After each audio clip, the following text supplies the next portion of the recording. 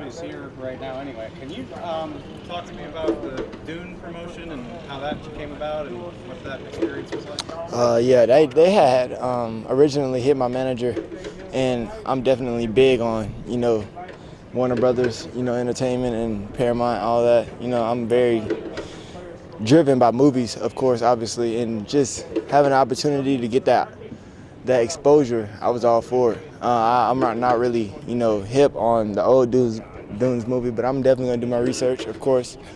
I've been procrastinating on it, but I'm excited to, get that started, and I'm ready. So it's just the commercial, right? You're not in the movie? Yeah, it's just a commercial for right now that I know of. Not yet. That's right. Offense, how it's so many weapons, and just pick your poison. Yeah, and kind of saw it last week.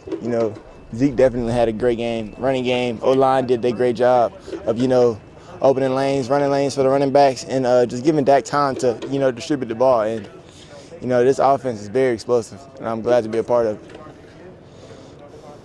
You focus on the Giants. You think about what you remember when Dak got hurt last year? Yep. What went through your mind? Dak is hurt.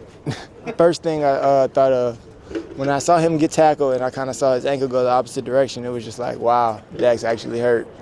And right after the third quarter, we kind of got cooking a little bit on the opening drive of the third quarter, and it was just like a blow to us. Obviously, we're losing our number one quarterback in this early in the season, so get to run that back again. Same game. Watch him get carried off, those tears coming down his eyes, friends. I mean, just that whole moment, how surreal was that? Very surreal moment. Obviously for him and his family, it was an upsetting moment for him just, not being able to compete with us again, understanding that he's going to miss the rest of the year. Having him lead us out there on the field is going to be, missed. And then I know for sure the fans and himself, they wanted him out there. So, it was a huge blow for everyone around him. We were rooting for him. And I know for him it was tough mentally. He kind of got to start all the way over. But obviously his bounce back has been pretty, phenomenal up to this point. So looking to keep it going. Yeah, just to what he's done after everything he's gone through and playing the best football in his career. Yeah, he's the definition of overcoming adversity. He's been through a lot, and you can see it in the way he played and the emotions that he keep, under his sleeve. So. CeeDee, I don't know if you saw, but Calvin Johnson was asked last week who he thinks would be like some of the young receivers in the league that could take over. He mentioned specifically your name. Do you like your name? Did you see that at all? Yeah, I saw it. What do you think of that? What do you know about Calvin Johnson, and what do you think of that comment? It's Calvin Johnson. First off, his nickname is Megatron. That's a huge honor to me. I idolize, guys like him and everything, his work and all the time that he's put into the NFL, and everything that he's done for the NFL and for us as receivers. He kind of, lead by example, and to hear that come from a Hall of Famer and Calvin Johnson, that's huge, that's big. Definitely keep me driven, and one day I'm hoping to, put one of those gold jackets on. When he said one of the things he liked about it is that you're not a body catcher, that you catch the ball, use your hands. That's what he looks for in a receiver. Have you always been like that, and when did that become an emphasis for you? Yeah, most definitely. I feel like every job that I've had, leading up into the NFL, obviously before my first year, it was just like I sucked at catching with my body. I was probably the worst. You can go back to OU. Every opportunity I got to try to catch with my body, it bounced off my chest. So just kind of force-feeding myself to use my hands. That's why I have them. And, being very critical on myself. What's the key to a one-handed catch? I've tried it. Can't do it. Lock it in, man. Just lock it in. You got to feel it. You got to feel the rhythm of the ball. Lock it in. That's it. Hand-eye coordination. No rhythm is the root of most of my problems. Kind of rhythm. You hope to have, or what do you think of your start to see?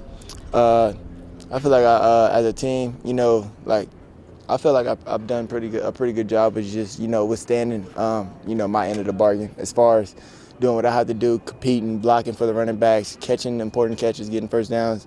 That's definitely something that I've, keyed on this year, just being a key contributor to this offense and, definitely coming out with wins. So with 3-1 right now, I feel like I'm doing a pretty good job.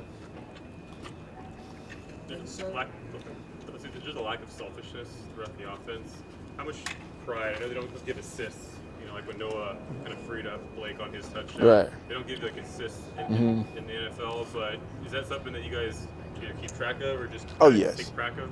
Most definitely. You know, like publicly it won't be, you know, recognized, but when you get in the film room and you realize that your brother and your coaches kind of see that, it gives you, you know, I guess it's good to acknowledge, you know, it's good to hear. And then, like, as for Noah, prime example, it's just like things like that. It's great to hear, and it's great to see that it's actually being recognized that, you know, you're doing something to, you know, something small that can end up so big. And that Noah did a great job on that specific play. And you see the result. Blake walked in the end zone. So we got a surreal going out there Saturday as a fan, you're not, Texas OU. Oh, yeah, I'm out there. Texas OU is definitely, you know, a must-go. Excited for my guys. Can't wait to see them in person. I'm just seeing the stadium and all that stuff. It's one thing to see it as a player, but Oh, yeah. Nah, to be there as a fan now is going to be different. You know, seeing one side burnt orange, one side crimson and cream, not wearing my, you know, OU helmet is going to be a lot more enjoyable, I guess. Less stressful for sure. But I'm definitely going to be stressed. Don't get it confused. It's just because, you know, I'm rooting for my guys, want them to win, but I'm not out there playing. But, you know, I'm going to do all I can to give them guys key tips, the receivers. And, no coaches upside down. yeah, all right. I'm going to do what I'm going to do what I can. How does that environment for that particular game compare to the other college football environments? It don't really compare. I would say it's in a league of its own. It's definitely probably most comparable to a playoff game. Just the way the motion of the game. First off, the refs let you play. They let you, like, you know, be as aggressive as you want, unless, you know, you go overboard. But you know, it's a different environment, man. It's the game's always rocking from opening kickoff to 0-0 the fourth quarter, and you know, that's games that you live to, you know, play, and that's a big time rivalry. More importantly, whoever comes out with the win is going to win the Big 12, and you're going to be remembered forever. Might be more stressful because you can't help. Very true. Very true. That's why I said the stress level is going to, you know, vary, but I'm excited to be out there. Good, because Texas have a better chance with you on the sideline. Nah, no, they don't. It's still kind of the same. Thank you, man. Thank you. Yes, sir.